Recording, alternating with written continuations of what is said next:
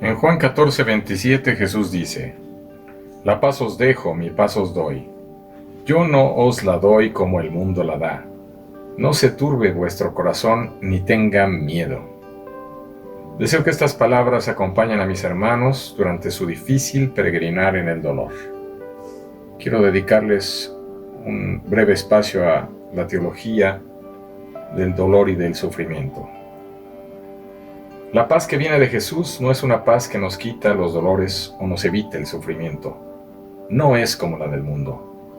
El mundo nos ha hecho pensar que la paz, que la felicidad, que la plenitud son totalmente contrarias al dolor físico, a la soledad o al fracaso. Eso es falso, es una idea falsa y demoníaca, porque el ser humano está marcado por la fragilidad.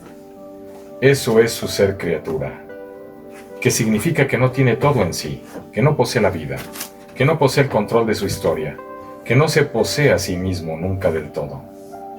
Finalmente, por ser criatura, está pulsionada sobre otro distinto de él, el absoluto, el Señor, el que le sostiene y le da sentido a su existencia.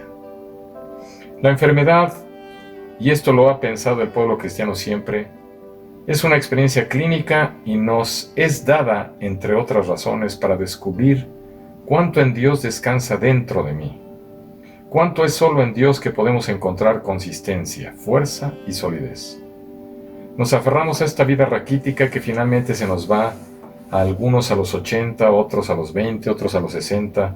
Quizá no descubrimos que esta vida es solo una dimensión de la vida con mayúscula, y esa vida es la que cultiva, y que Juan llama constantemente vida eterna, vida definitiva, vida en el espíritu, sarmiento en la vida. Es esta vida la que necesitamos valorar, aquilatar y profundizar. En una u otra medida todos nos hemos enfrentado o nos enfrentaremos a la enfermedad.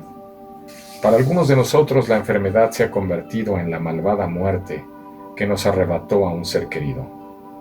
Por eso, una de las dimensiones más importantes en el ser cristiano es precisamente esa capacidad que tiene Dios de hacerse presente cuando hacemos experiencia de fragilidad, de hacerse presente cuando nos descubrimos inadecuados, cuando nos descubrimos que no estamos a la altura de lo que Él pide de nosotros, el ministerio de reconciliación.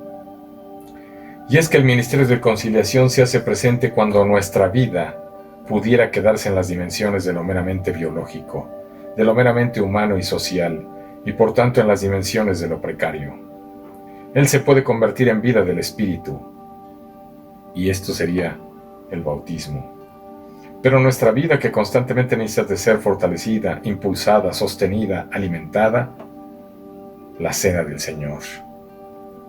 ¿Y qué decimos de nuestra vida, que constantemente requiere de ser en la fuente del amor que es Dios, el matrimonio? Nuestra vida, que a lo largo de la historia se desenvuelve como entre tinieblas porque nunca acertamos a saber el camino, la pastoral. Nuestra vida, que experimenta en tantas ocasiones su inconsistencia y su posibilidad de desaparecer, tiene una opción, la unción por los enfermos. Aunque no siempre la unción con aceite provoca un milagro, no siempre es la voluntad de Dios, Él lo sabe, pero que cuando no provoca la sanación física nos da la capacidad espiritual que no brota de lo humano para vivir la enfermedad, con sus dolores, porque esta enfermedad los traerá, con sus momentos de miedo, de soledad, pero que vendrá a acompañarte cuando estés en una cama de hospital, para hacerte ver que no estás solo y descubrirte solo allí. La oración es clave. El ser enfermo, el estar enfermo nos permite descubrir cuánto dependemos de los otros. Y es una experiencia que no nos gusta hacer cotidianamente, pero que es una experiencia fundamental de nuestra vida. Ahí estamos y hay de nosotros si aquel no nos inyecta o saca una radiografía. Hacemos experiencia de necesidad. Y por si alguna vez te has sentido autosuficiente u orgulloso al estar enfermo, el Señor te permitirá experimentar la belleza de ser necesitado. La belleza de estar abierto a los otros, de tender la mano como la tiende el pobre para recibir la caridad. Ese es el camino de la fracturalidad, cuando hemos aprendido a extender la mano para recibir la caridad del hermano, lo que templa tu corazón para recibir la misericordia de Dios.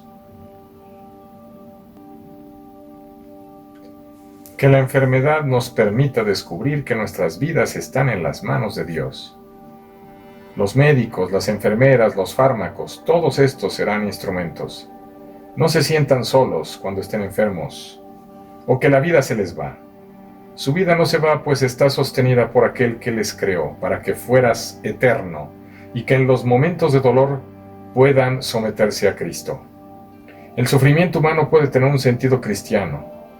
Los enfermos son los privilegiados de la fe, porque son aquellos que más vivamente pueden unirse a los sufrimientos de Cristo, y por lo tanto experimentar como Él la fragilidad, el dolor y la necesidad de Dios, e incluso hasta su aparente abandono. La enfermedad tiene así un cierto sentido salvífico, porque el que no tiene fe no puede vivir. Hay que cruzar por la pasión para llegar a la cruz, y hay que cruzar por la cruz para resucitar, para que pueda sentir el dolor de su madre, de sus amigos, de sus manos, de sus espinas, de sus pies. Sé para nosotros la luz que ya vislumbramos al verte, de una persona que vive con entereza, hasta con gozo, con esa paz que no conoce el mundo, pero que el Espíritu da. El dolor o el malestar físico nos desquicia, nos hace perder la paciencia, nos deprime, nos hace perder el sentido de la belleza de la vida, nos hace perder las ganas de vivir a esa vida, nos hace incluso desesperar de quienes nos rodean. El que tiene dolor constante desespera hasta de la persona más amada y no logra tener paz.